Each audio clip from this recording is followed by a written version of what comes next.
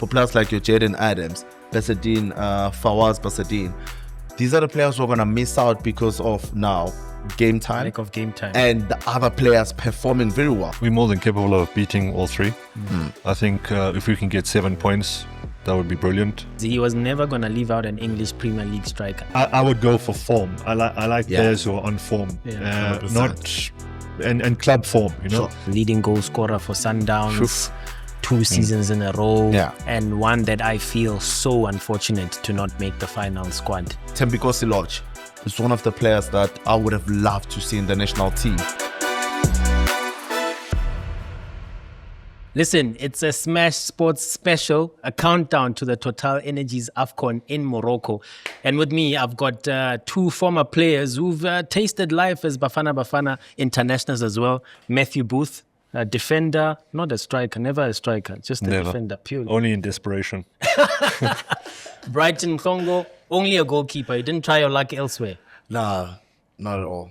Yeah, they join me now for a quick conversation, just reaction to that 25-man squad named by coach Hugo Broos. Let's start with you, Matthew. You've seen it. Initial reaction to how Hugo Broos has set up his stalls. Yeah, fair, pretty balanced. I think it's subjective, you know, everybody's going to have their opinion. The one thing that struck me was at left back, Modiba. And then I realized that Gabini actually plays left back in Norway. But when he was here in the PSL for years, I only saw him as a centre back. So there's good cover. So there's good cover there as well. And then you can always, in the modern day football, you can always, migrate one of your attacking wingers into a fullback role as well these days. And then a little bit sorry for Morena, but he hasn't played enough really out of the squad a couple of times, and only played 9 minutes against Limpopo.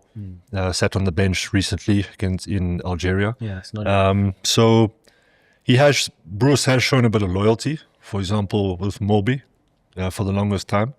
And some people say with Ricardo Goss as well. But I'll save that for the goalkeeper. Save that for the goalkeeper. That was the other thing. Although I would have loved to have seen a third choice goalkeeper being a youngster, maybe one of the under 20 goalkeepers, Fletcher Smith Lowe. I mean, you don't want to take too many youngsters into a squad or a competition of this nature. But I think third choice goalkeeper, you can take a risk in that regard. Totally.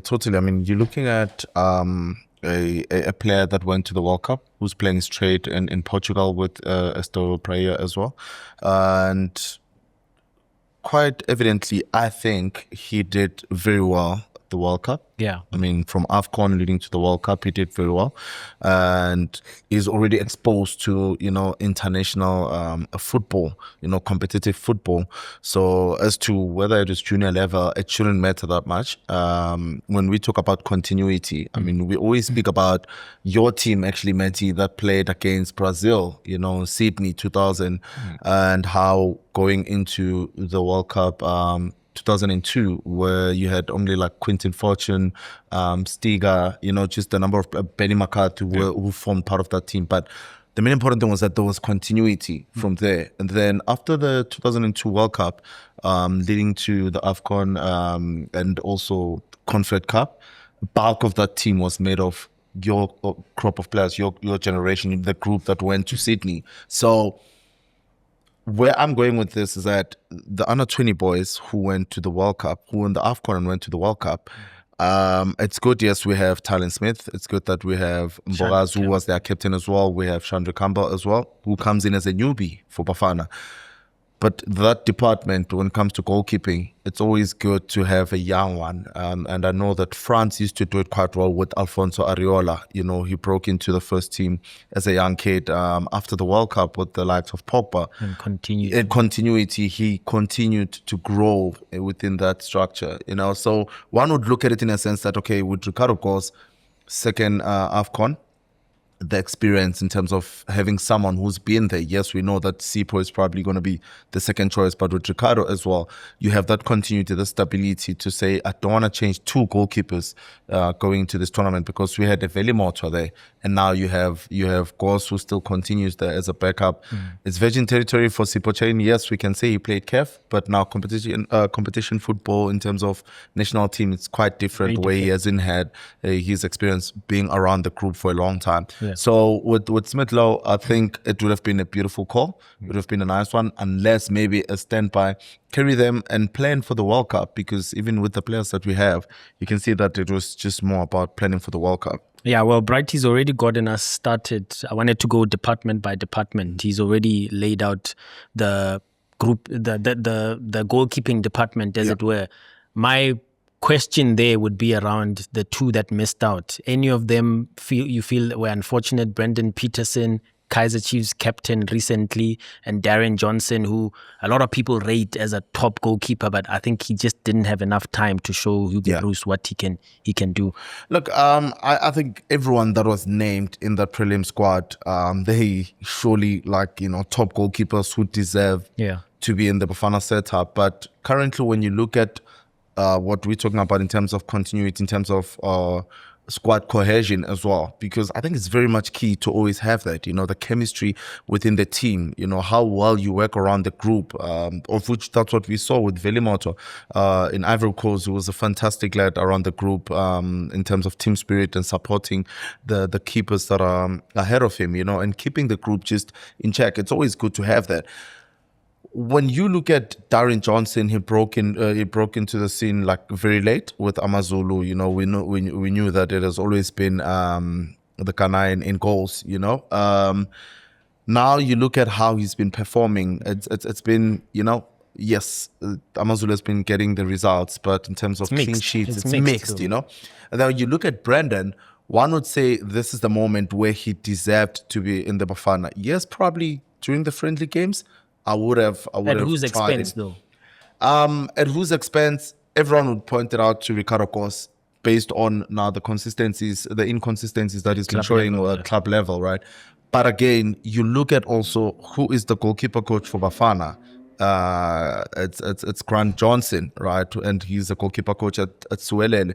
You still want to keep that, you still want to keep that understanding between the players, whether at club level, because national team, there's no time to prepare, so you want players who already understand the philosophy, who understand, in case you have to throw them in, what's expected of them. And it'll always be important, the fact that, I mean, look, when I got my first cap with Bafana, I was in a team where it had Itumele Nkune, it had Jackson Mabukwane, it had Ronan Williams. So we kept on alternating between myself and Jackson Mabukwane up until I started playing regularly at the club. So that's when I was the third choice.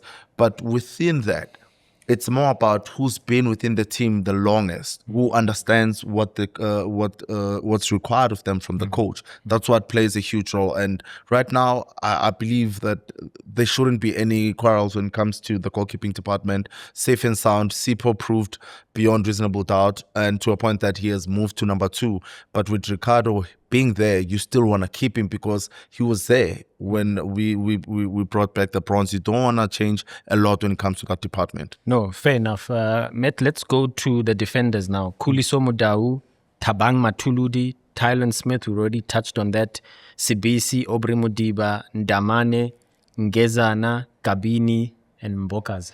Yeah, what I like about that is that, left-footed centre-backs were in the past like hen's teeth. They were few and far between. Now all of a sudden in South Africa we have this we're spoiled for it. You look at youngsters knocking on the door like Aiden McCarthy. Dotley is yet to come back as well. And then you look at our national team. Yeah. And then of course Mbokazi, who in such a short space of time has made such a huge impact and much talked about it. Yeah. So that for me, as a centre-back pairing, is so important to have that balance. Yeah. At right-back as well, you would think that this is also a succession issue with Mathuludi coming in. For Morena, you mean? Yeah, for Moreno. Yeah. Because of Moreno's age, perhaps, and having not played, it's more of a succession issue. You would imagine that Modao, for the tournament, he will be the number one right back. Great to have Matuludi in there for the experience and possible backup. Tylen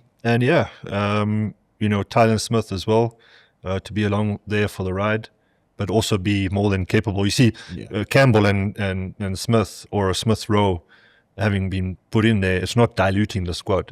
They're more than capable themselves. But again, I like the fact that Bruce has added in those youngsters from a succession point of view. Anyone that, I know we discussed Morena, anyone else that you felt maybe from that 54-man squad or even outside of it could have had stated their case to Hugo? No. Not really. I think those are the, and it's nicely balanced as well. He's got like for like, two positions. Similarly, when we talk about the midfield, very similar as well. 100%. So nicely balanced, well thought out. And I'm fascinated by the fact that 2 years ago it was almost like a Sundowns project. Now it's shifted to a Pirates. Because there's 9 Pirates players, and just a little bit under that for Mamelodi Sundowns. Yeah, I mean, look, I'd honestly shy away from in terms of the numbers from each club and so forth, and I think personally, we're seeing a Hugo Broos who has selected players that he has worked with, and you spoke about the loyalty within the coach, and you look at the players that he selected. Yes, some of them recently signed. Moremi has been at Bafana while he was at Amazulu. It's more like a continuity for him. Not quite. He got called up. He got called up once in a friendly international against Tanzania and Mozambique. Which is, it's Bafana, it's a cap. And he immediately moved to Orlando Pirates after that, and then started getting called up more regularly. But it means now so the recognition was there. My point here is that he's made more. He got more game time for Bafana since he's moved to Orlando Pirates, because he's getting.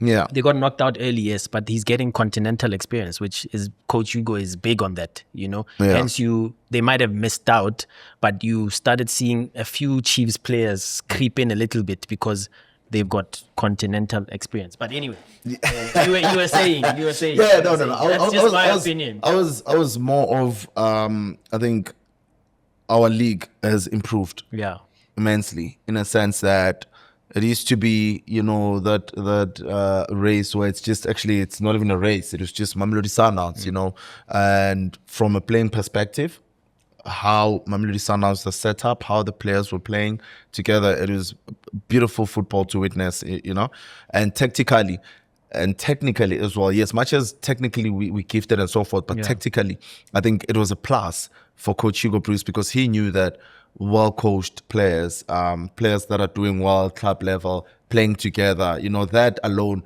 it gave him, that confidence and the impetus to say, this is already a well-oiled machine, because he didn't have enough time. Remember, when he came to Bafana, he had to change a whole lot of stuff. 100%. And to do that at once and making sure that you're still within the mandate of qualifying, it's sometimes relatively hard, because you change. It's an overall, change of players, and at the same time you're still trying to find the right balance, and still implementing your philosophy, which it seems like it's just a whole lot at once.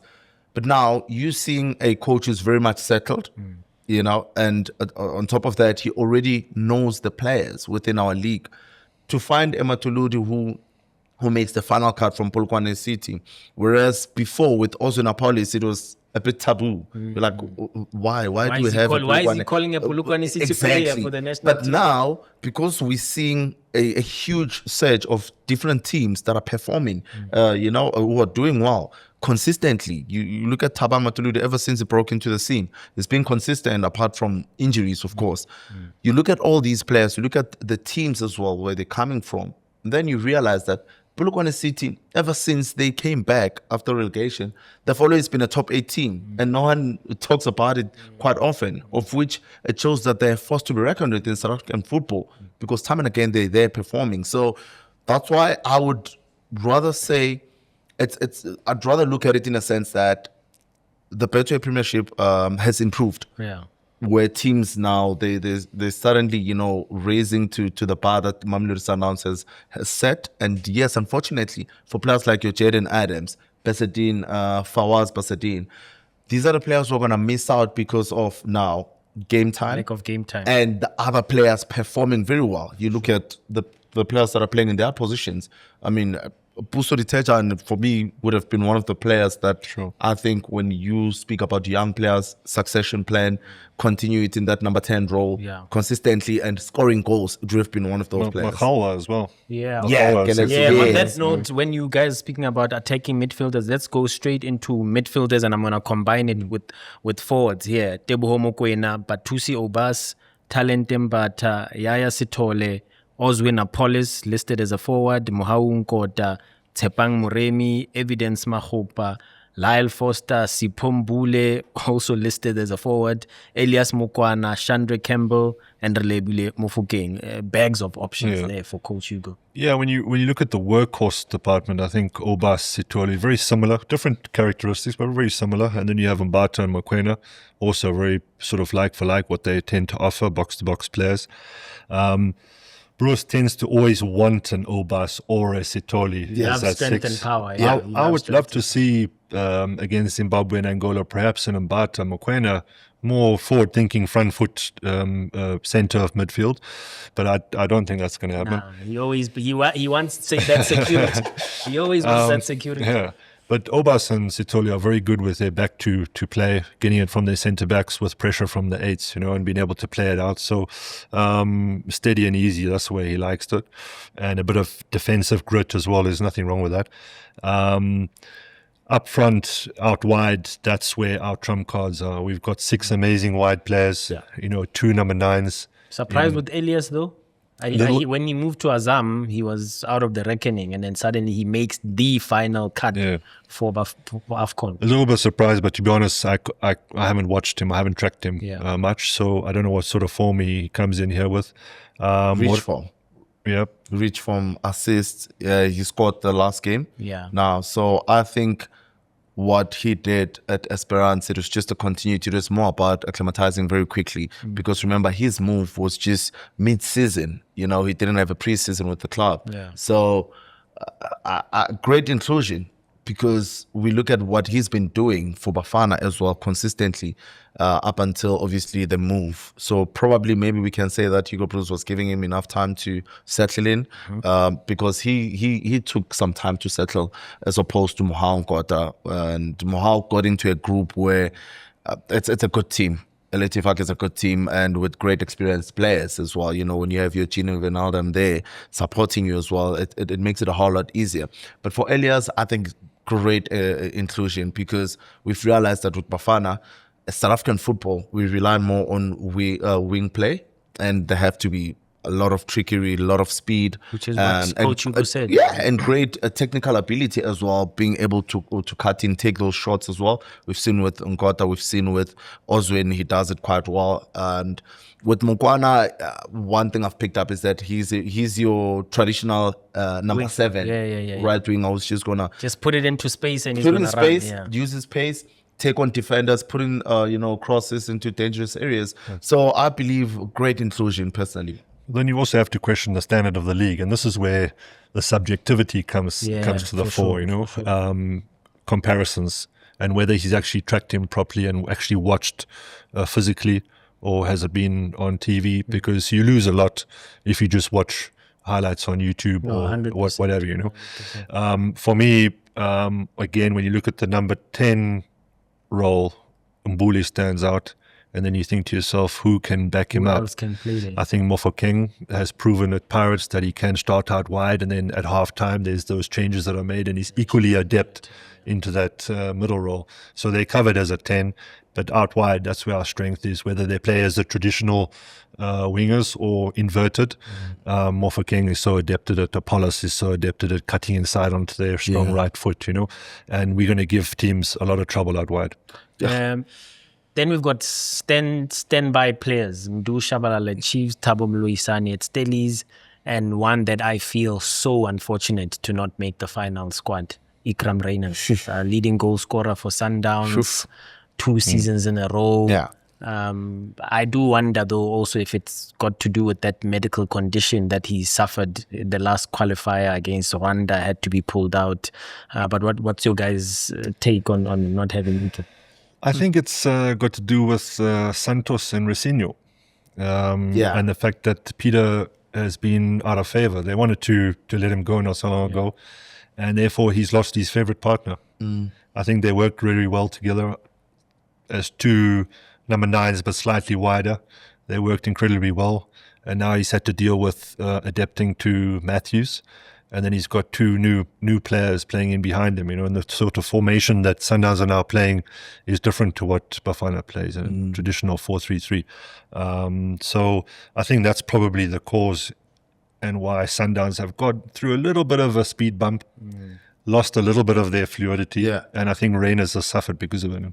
That's I mean, a shame, to add on to what Matt is saying as well, I believe that with regards to Rainers, it's more about player profile, because you look at how Mahopa has been for Coach Hugo Broos. I always liken him to a Giroud for Didier Deschamps when in France won the World Cup. A very impactful striker who's going to be initiating the press, who's just going to make sure that he brings in a bit of aggression and give the skillful and nimble-footed players more room to maneuver just around him and hold up play. Not so much, but we've seen on his good day he's very impactful as well. But one thing that I've realized about Mahopa is these so-called unselfish runs that he makes, which creates more space for number 10s to always filter into those false number 9 role.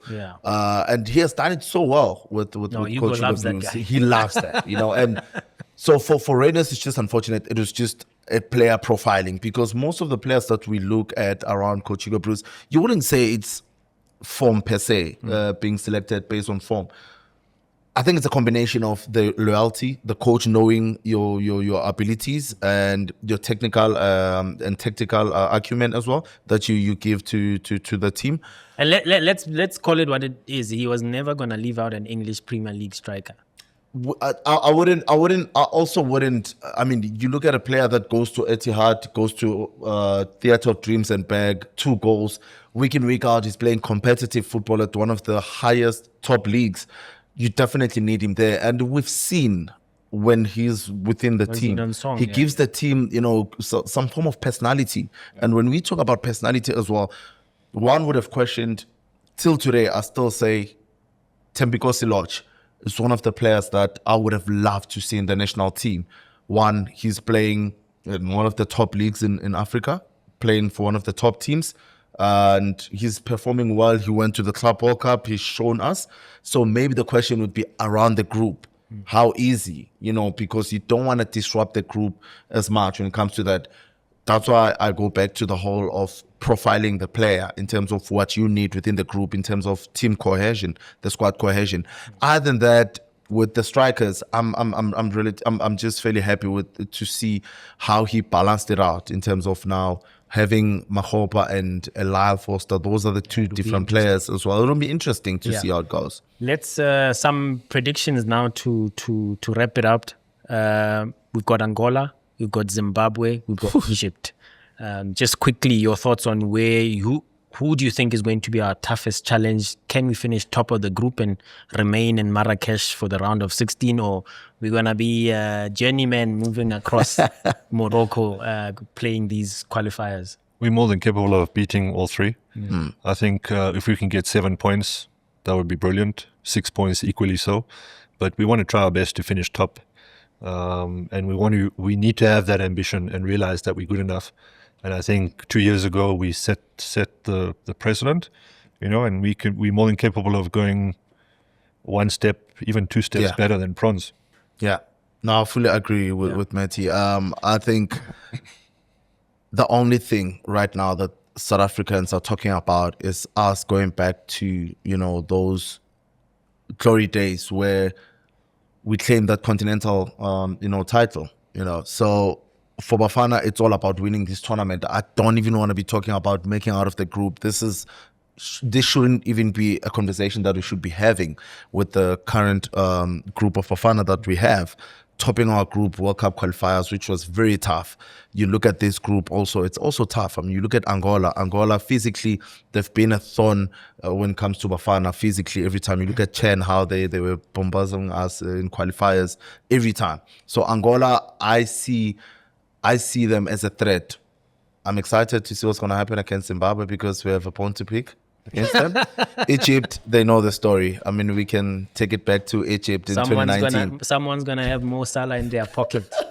We know the story with that. But yeah, Angola, they seem to be a threat, but not much of a threat in terms of if we match them physically, then we're all good. So, gents, I'm going to ask you now to build your team for our opening game. It's on the 22nd of December. I don't know about you, but I'll be there. Yeah. But help me build that team that you think Hugo's going to name for that opening fixture. Matty, I think we'll go combined 11, right? It's always safe when you go combined 11 because when you leave someone out, it's not me, guys, it's Coach Matthew.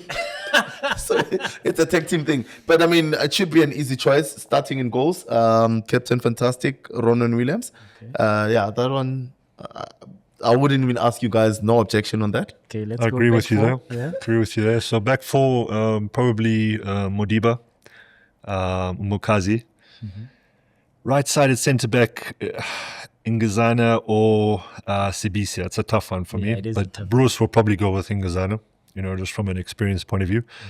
From a combination point of view and understanding point of view, you would go for the Pirates. And then, of course, Mudau at right back. That's similar to the goalkeeping department. I would, he's an immediate starter for me. Yeah. Midfielders?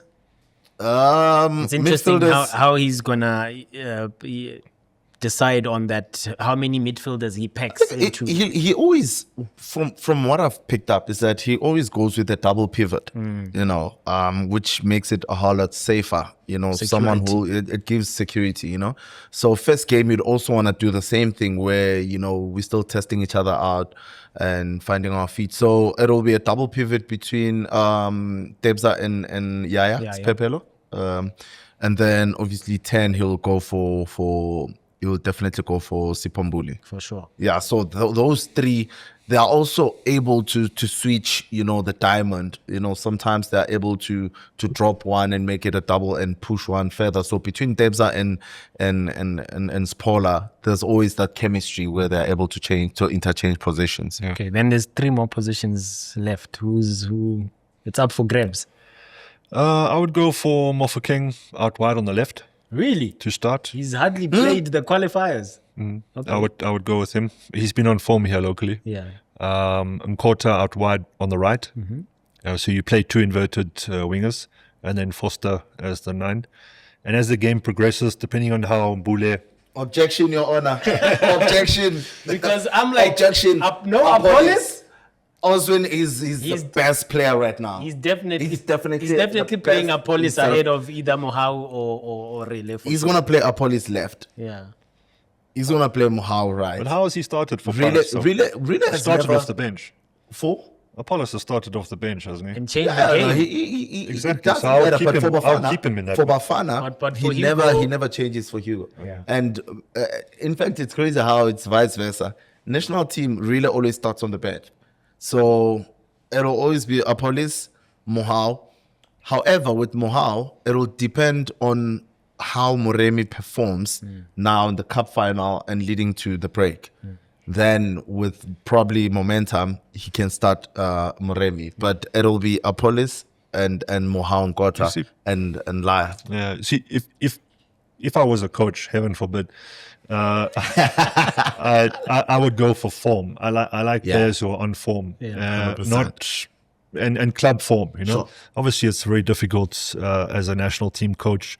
You either go for loyalty or you look at form, or it's a mix of both. But for me, what Mofokeng has done locally, how creative, just those little through balls when he's transferred into that 10 position, he can open up any defense. Yeah. And I want that pressure straight away. And then to have Apollos come off the bench as another impact player. Can you just imagine being a defensive team, in a low block, and then Mofokeng goes into a 10 and Apollos comes on. Now you got to deal with him, Totally. Yeah. No, I agree. Well, yeah, Papa Hugo will let us know It's tough. in a few weeks' time which way he goes for Bafana Bafana against Angola, Yeah. Egypt, and Zimbabwe on the 29th of December. Yeah, well, that's how we wrap it up for Smash Sports Special. Over to you, Papa Hugo. Bring back the gold medal, Baba.